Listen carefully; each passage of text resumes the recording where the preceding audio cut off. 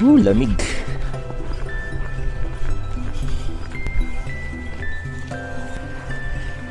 Hello guys, welcome back sa aming channel. This is Art from Art and Less. And marahil kaya kayo nandito sa video na to is gusto nyong malaman kung paano maimbitahan ang inyong mga parents dito sa Canada as visitor or visit visa holders. And madali lang po, gagabayan ko po kayo step by step. So first step po na gagawin nyo kung kayo po ay mag-i-invite ng mga magulang, siguraduhin nyo po na meron po silang mga valid passports. So i-apply nyo na po sila kung wala pa po silang passports. And sa Pilipinas po ang range po or validity ng passports ngayon 10 years, which is maganda. And second step po, kapag nakapag-apply na po sila ng passports, gumawa po kayo ng GC key para sa mga magulang nyo. Kung both parents po, mother and father po yung pupunta dito, pwede na po isa o yung inyong nanay or yung tatay ang maggawa po ng GC key. And kailangan po meron po silang email, valid email, kasi doon po pupunta lahat ng notifications na mga na i-update ng IRCC sa inyong application. So kung matanda na yung parents nyo, advice ko po na kayo na po yung gumawa ng kanilang GC key at email. So turuan nyo na lang po sila kung paano siya ma-access. So after that, i-click nyo lang po yung visit visa application. Then sundan nyo na po yung step by step para maka-create po kayo ng application. Gabayan nyo po sila kung hindi po nila maintindihan yung kanilang mga isasagot. Mas maganda po kung kayo na po yung sumagot para sa kanila, para hindi sila mahirapan, lalo na yung mga magulang natin na matanda na and medyo naguguluhan sila. Bibigyan po kayo ng mga list ng requirements or documents na kailangan nyo pong isubmit. Meron ding mga forms. So ang kailangan nyo po, yung mga forms na yan, i-print nyo po. Then have your parents sign them and scan. Pero hindi po lahat ng forms ay kailangan pong pirmahan. So meron po tinatawag silang digital signature. Katulad po na itong first form, i-fill up nyo lang po yan ng details. Then kapag magsasubmit na po kayo ng application, manghihingi lang po sila ng mga information to verify na sila po talaga yung may-ari ng GC key. And digitally masasign na po yung mga forms. So kumpletuhin nyo lang po yan. So makikita nyo, isa sa mga requirements po yung itinerary.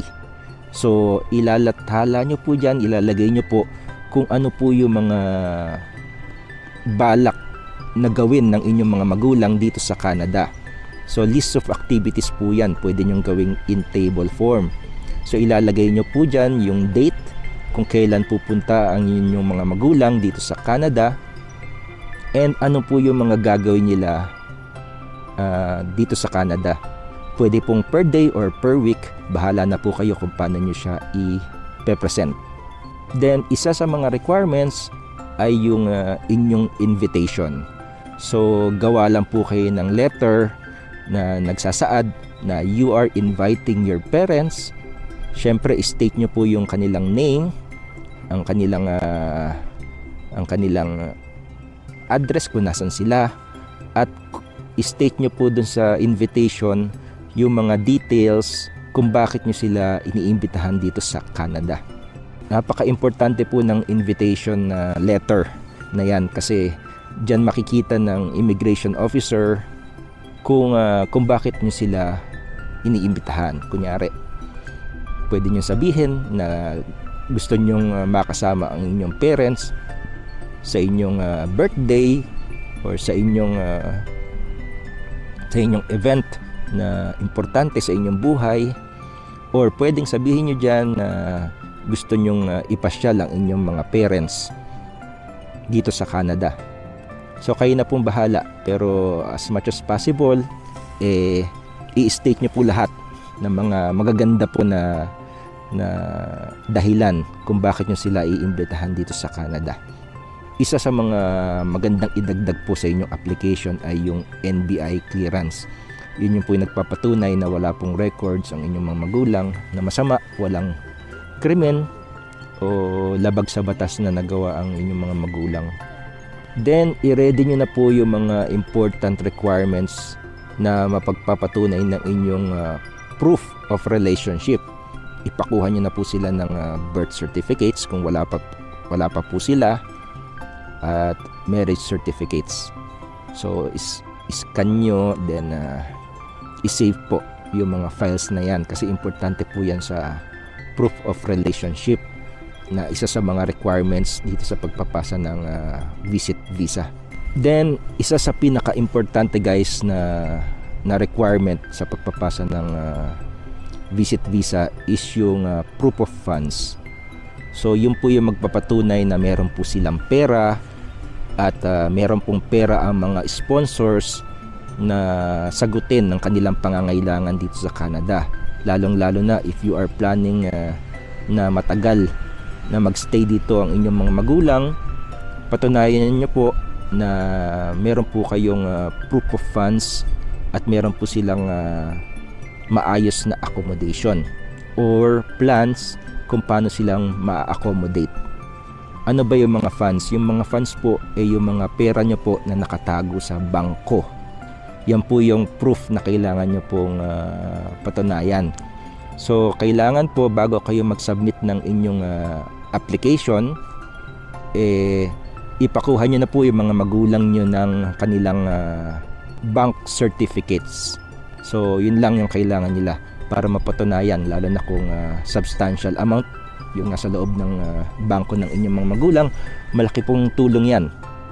Then, kailangan nyo po as host, as sponsors, kailangan nyo pong kumuha rin ng bank statements. So, I suggest na kunin nyo ay the latest 3 months ng inyong bank statements. Yun din po yung magpapatunay na meron po kayong pera. So, yung bank certificates and bank statements nyo kailangan halos or magkakasing date sila para it will prove na yung mga certificates na yan ay parehong time nyo kinuha. Ipe-present nyo po yan sa isang document and it will sum up yung total funds na meron kayo. Then, isa sa mga requirements din ay yung ID picture. So, sundan nyo po yung requirements dun po sa mismong GCKey account. Nandun po yung format na kailangan nyo pong sundin. So, copy nyo lang po yon yung format na need sundin ng mga photographer. Then, ibigay nyo po sa studio na pagpipicturan ng inyong mga magulang. Then, i-gather nyo lang po yung lahat ng mga documents na kailangan. Then, i-upload nyo po yan one by one sa kanilang GCKey. At meron pong size requirements, yung mga attachments na pwede nyong ilagay sa GCKey. Hindi po siya pwedeng lumagpas ng 4 MB. Ang challenge po dyan paliitin po yung file. Kasi i-attach nyo po siya as PDF. And I suggest kung lalagpas po siya ng 4 MB, meron pong mga file, PDF file reducer na makukuha po kayo online. Pwede nyo po siyang paliitin yung file size. Pero take note guys na dapat readable pa rin yung inyong mga documents. Kasi pag bumaba po yung file size, mayroon po siyang negative impact do sa document. Pwede pong lumabo yung mga text. And kapag lumabo po yung text at hindi na po mabasa ng visa officers yung document nyo, pwede po kayong ma-refuse. Then, pag na-attach nyo na po lahat or na-upload nyo na po lahat ng mga documents, pwede na po kayong mag-submit. Then, manghihingi na po siya ng bayad. Ang binayaran po namin sa, if I'm not mistaken, 2 na po sila, nanay tatay ko. $370 Canadian dollars. Yun na po yung babayaran nila. Then after one day, approximately one day, is magre-request na po yung IRCC ng biometrics. So tulungan nyo lang po yung magulang nyo na makapag-book ng biometrics. Kailangan po dala-dala nila yung kanilang passports as for their identity. Then kukunan po sila ng mga fingerprints, and yung biometrics data na yon may valid po siya for 10 years. Then after that, kailangan nyo na lang po maghintay kung ano po yung decision ng IRCC kung approve yung kanilang application.